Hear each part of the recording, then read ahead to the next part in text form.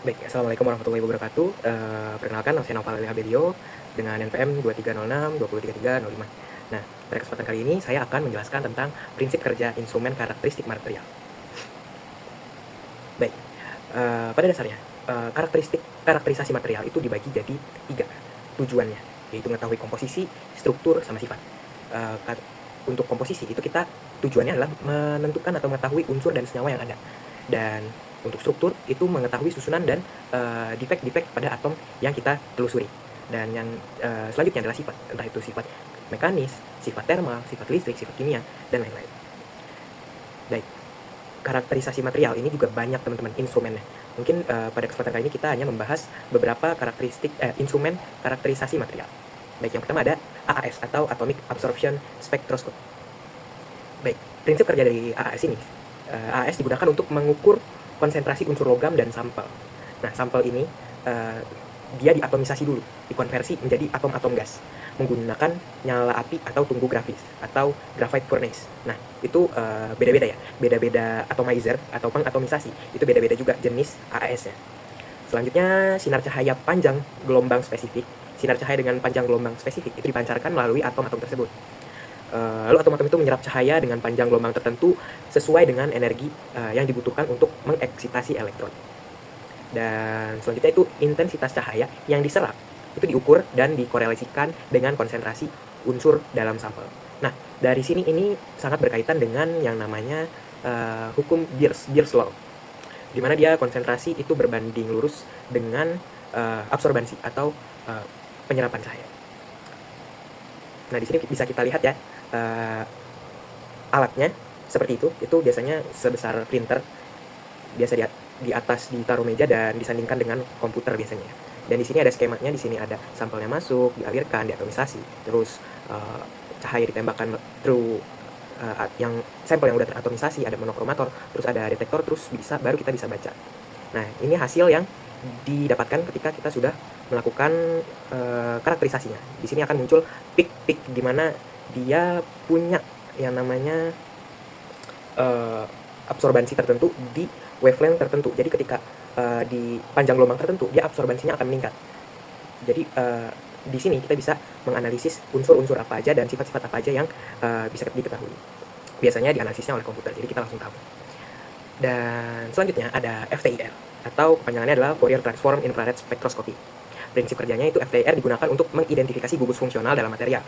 Sampel disinari dengan sinar infrared, terus ketika disinari itu jadi molekulnya itu bergetar, bervibrasi. Selanjutnya molekul itu kan menyerap energi inframerahnya ya, pada frekuensi spesifik yang sesuai dengan vibrasi ikatan kimia. Nah, spektrum absorpsi itu yang dihasilkan dan dianalisis untuk menentukan gugus fungsional seperti ikatan karbon, ikatan OH, C dengan O, C dengan H, dan lain-lain. Nah, untuk aplikasinya ini biasanya untuk identifikasi polimer, senyawa organik, terus material komposit. Nah, bisa dilihat ya, bentuk alatnya seperti ini dan skema atau tahapannya seperti pada gambar. Nah, di hasilnya bisa kita lihat itu grafik antara transmittance sama wave number, dimana ketika pada wave number tertentu, pada gelombang tertentu, itu dia bakal transmittance-nya atau ketembusan cahaya itu bakal drop, dia bakal drop ke bawah banget pada wave number tertentu. Oke. Selanjutnya ada yang namanya UV vis spektroskopi atau UV vis itu disingkat ya, UV ultraviolet dan vis itu visible, dimana kita memakai sinar UV sama sinar visible light untuk menspektroskopi. Nah, UV vis ini digunakan untuk mengukur absorpsi cahaya dalam rentang ultraviolet dan visible. Dan di sini prinsip kerjanya itu sampel disinari sinar UV atau visible light, dan elektron dalam molekul itu tereksitasi ke tingkat energi yang lebih tinggi. Intensitas cahaya yang diserap itu diukur dan digunakan untuk menentukan konsentrasi atau struktur senyawa. Biasanya aplikasi ini biasanya untuk analisis senyawa organik, terus pengukuran konsentrasi larutan, dan studi kinetika reaksi. Nah, ini bisa dilihat ya gambarnya. Seperti masih sama bentukannya seperti yang sebelum-sebelumnya, mirip printer. Tapi kalau yang ini lebih mirip ke telepon umum ya, telepon rumah gitu. Nah, ini ada skemanya, dia cahaya bakal masuk celah dan melewati prisma dispersif. Nah, ketika itu dia bakal diteruskan melalui celah lagi, baru kita teruskan ke sampel, dan ada detektornya.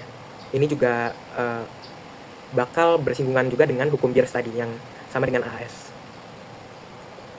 Dan selanjutnya ada STA atau Simultaneous Thermographic Analyzer gitu, dimana dia bakal dia ini campuran antara gabungan antara TGA dengan DSC. Nah, TGA ini kan thermographic analysis. Aduh, maaf. Thermographic analyzer kan, thermographimetric analyzer. Sama DSC itu differential scanning calorimetry. Nah, ini STA ini gabungan dari keduanya. Jadi STA ini bisa dibilang instrumen yang versatile. Dia karena gabungan dari dua instrumen. Nah, TGA ini mengukur perubahan massa sampel sebagai fungsi suhu, dan sementara DSC ini mengukur perubahan panas. Jadi berarti STA itu bisa mengukur keduanya, teman-teman. Prinsip kerjanya itu sampel dipanaskan dengan laju pemanasan terkontrol ya. Bisa dipanaskan secara kontinu, bertahap, lama-lama dari yang suhu ruangan sampai ke suhu yang tinggi. Dan perubahan massa serta panas itu dicatat secara simultan. Nah, aplikasinya ini biasanya buat analisis dekomposisi termal, oksidasi, transisi fase dalam material. Nah, ini bisa dilihat ya alatnya seperti itu, dan hasil yang dikeluarkan oleh alat bisa berbentuk seperti itu. Nah, baik. Jadi pada akhirnya kalau bisa kita simpulkan, AAS itu kita gunakan untuk analisis kuantitatif unsur logam biasanya, aplikasinya ya. Kalau untuk FTIR itu digunakan untuk identifikasi gugus fungsional dalam material. UV-Vis itu digunakan untuk menganalisis senyawa organik dan pengukuran konsentrasi. Sedangkan STA itu digunakan untuk analisis perubahan termal dan dekomposisi material. Pentingnya karakterisasi material ini memahami sifat. Dengan karakterisasi material, kita bisa memahami sifat dan struktur material untuk aplikasi teknik yang lebih baik. Gitu. Dan AAS, FTIR, UV-Vis, dan STA ini adalah instrumen yang powerful, teman-teman. Alat ini bisa memajukan material science, dan tren kedepannya ini bisa jadi instrumen-instrumen ini diintegrasikan dan ditingkatkan sensitivitasnya, dan tentunya ada otomasinya. Oke, sekian dari saya. Semoga video ini bermanfaat. Assalamualaikum warahmatullahi wabarakatuh.